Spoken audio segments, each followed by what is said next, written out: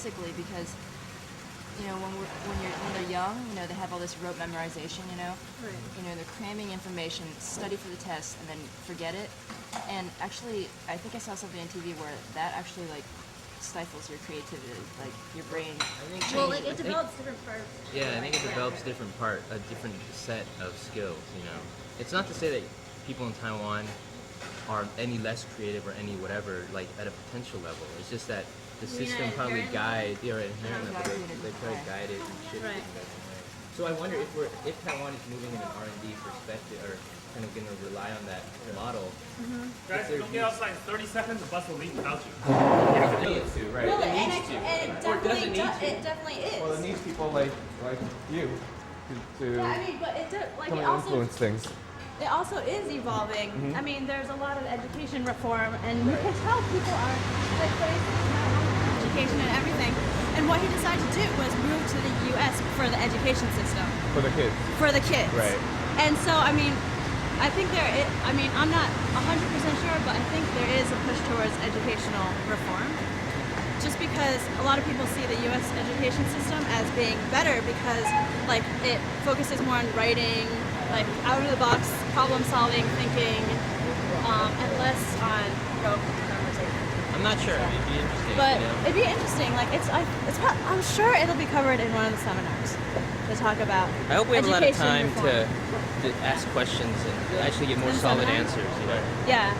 Follow-up questions. Wait, you didn't answer my question. Oh, you mean more than yesterday? Yeah. Yeah. So.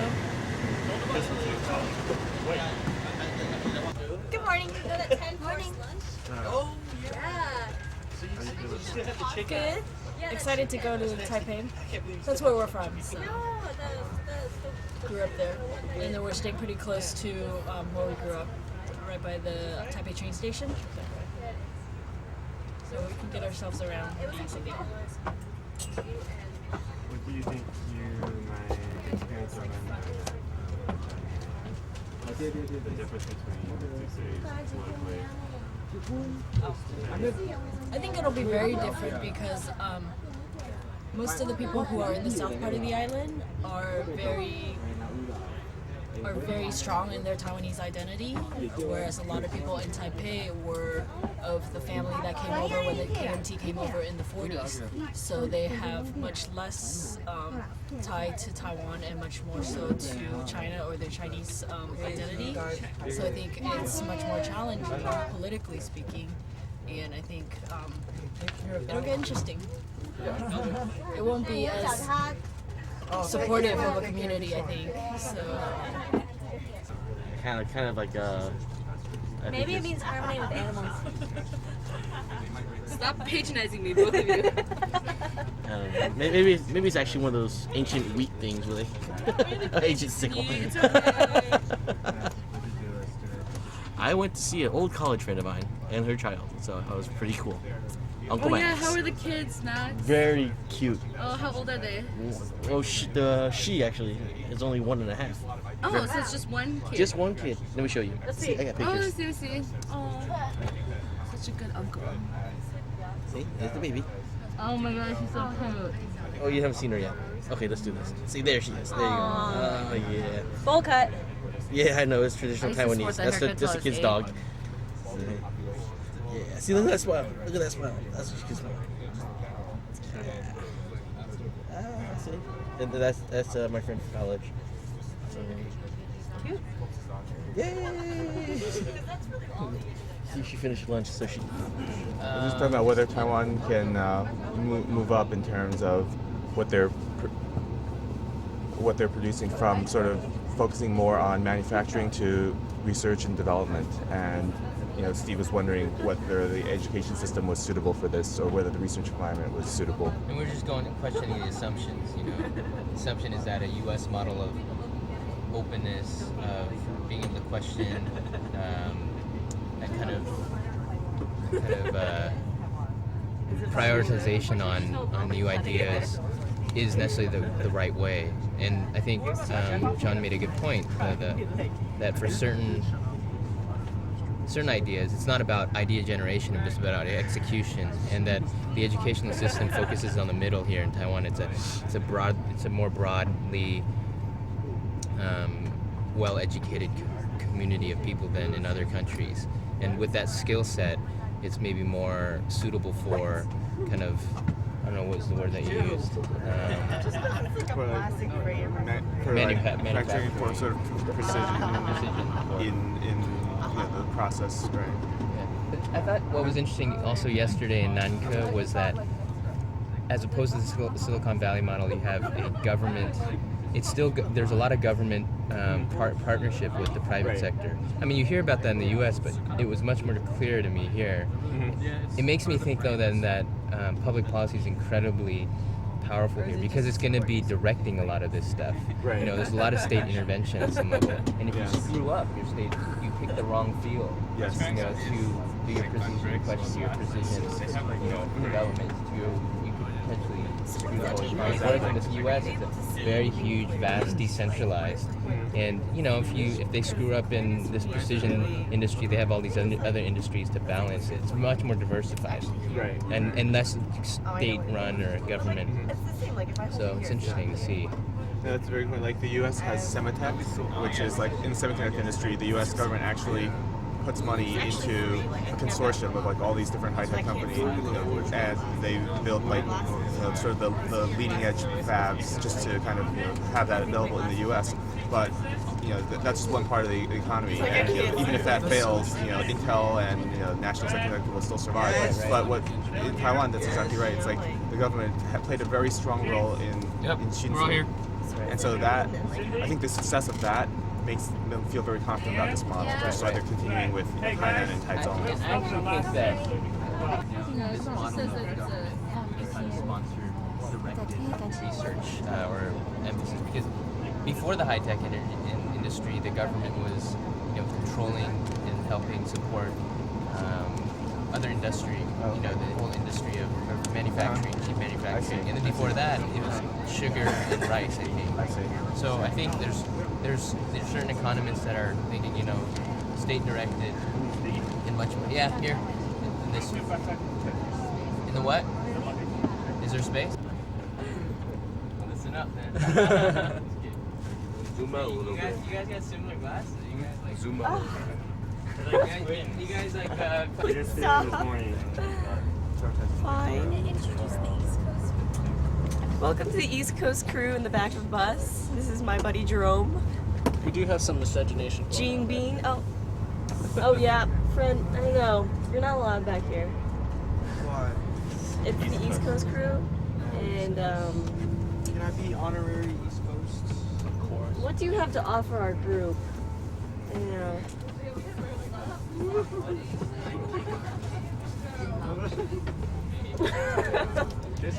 Texas Hold'em 3.6. Dude, these are like dirty cars. That's good. West Coast is dirty. What's down oh, dude, you're sitting on the thing. Sit on Fred's lap. Yeah, It's sexy. What's out the East Coast Method Man? He's a professional bin line chewing. Professional. We're from the dirty. Hey, do you want your Fred? Do you want your It's manly. Well, it's Look, they have clay courts. pink dolphins, pink elephant. I actually like mine better in that it's Jason, you want to play spades with us? I like rice. Okay, you set it up because I don't remember how to do it. Did you shuffle? Not really. Slightly. Okay, I'll shuffle. Sorry, I think I have other things to do. Maybe when I'm not playing. I'm done. Chug water. Go to school in New York there? music or something, or he wanted to, I don't know what it is. NYU. I usually put it on the outside Colombia. Me? I'm Rutgers. Me and Gene over there. and all of a sudden, like, the volume was like full. Hi, Jason. And it's just a lot easier to control through seeing, I don't know. We are, We're New Jeru. Okay. We're New Jeru. We're New Jeru. Okay. Yeah. This is my newfound little brother. I really enjoy him greatly, and this is his older brother. So I guess by You go first. You look at the first. Yeah. this is that property. That property, baby. This is my older brother. That's Why Muya? Take the card. You're playing low clubs. Muya. So I look at the first card. I Weren't want you it. Look at the holding a second banner card. I don't look at it. the rally? Yeah. Look at the first card. It was pretty fun. How was that? What was that like? I mean, how did that make you feel? It's good exercise. How many am I supposed to do? It was nice to represent our group in front. What did the banner say? I'm not sure. It said something yes. It was about the yes to the 100 flowers. Taiwan. Tough choice. Did we ever figure out what that was? Yes to Taiwan. We're tired. Have you seen Chris? This is Chris. Hi. Oh, here. Yes. Brother. Want to see some local Taiwanese produce? This here is a Feng Li Si Jia. It's very delicious. Inside it's like cream. Maggots. Yeah. Maggots. According to her, maggots because she ate one and it had maggots in it. Just not careful of your food. But these things are really delicious. The regular ones are good too. They're a little different and they're more messy and a little less sweet, but they're more common. Something in my eye. How did you guys? What did you guys think of Victoria's father's background, his speech about his schooling? It's great. Like drop out of Columbia and go to NYU. Oh, I can answer that. I was just really personally moved just coming back to Taiwan. Like I've just had the chance to talk to a lot of different older people, you know, and as my Mandarin skills got better, their English skills got better, I guess. We just, you know, could talk more about it. And yesterday after he, you know, talked to us, I got the chance to talk to him individually a little bit. And it's really hangantong just to hear these people who have really, you know, at a young age, at our age, just took like a stand, you know, to really fight for something that they think is so important. And it's been my mantra and yours too. Like these two guys are so politically active too, to just have a social cause and put, you know, all out for it. So he was telling me how he first got arrested and how he was translating for the New York Times actually for one of the first kind of Taiwanese men who ran for a counselor in the Taipei area against the KMT, and that's how he first got arrested and, you know, got into all of this. So I mean, it's fantastic. And Victoria was telling us yesterday how he, you know, he says he's like already 60-some and he's just ready to just let go, you know, and she's just been saying how his whole entire life he's been a dreamer and he's just always been so fanatical in that way, but just so, his heart is so much in the cause. So I thought it was incredible. Yeah, we've got to continue this dream and keep working at it. Even though we can't vote or anything, we've got to do what we can. Like in the States, we should be pushing like United States to help out with Taiwan as much as they can. And just make it more aware within the Taiwanese community as well. Play for a party. I feel like he was implying that Columbia was a better school than NYU. What? No. That's Chris. Well, personally, he told me there was a lot more work at Columbia, which is why he had to drop out. Because he said he would go to school full time and then at night he'd work like 8 hours also. So he said that was a really heavy, it took a big toll on him. But then when he went to NYU, it was so much easier. Yeah, he was able to concentrate on the Taiwan movement after he went to NYU. He wrote... But actually he said his work was a lot less rigorous. That's why. That's why he, you know... He didn't want to end up as like a bookworm stuck in the library all the time. So when he went to NYU, he wrote a book for the library.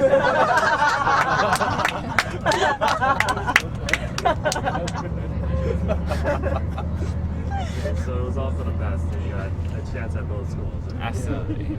Your sandwich will like intimidate. I think the big I think that. How much have you used so far? Do you don't want to run down the battery you wasted on me, Jason?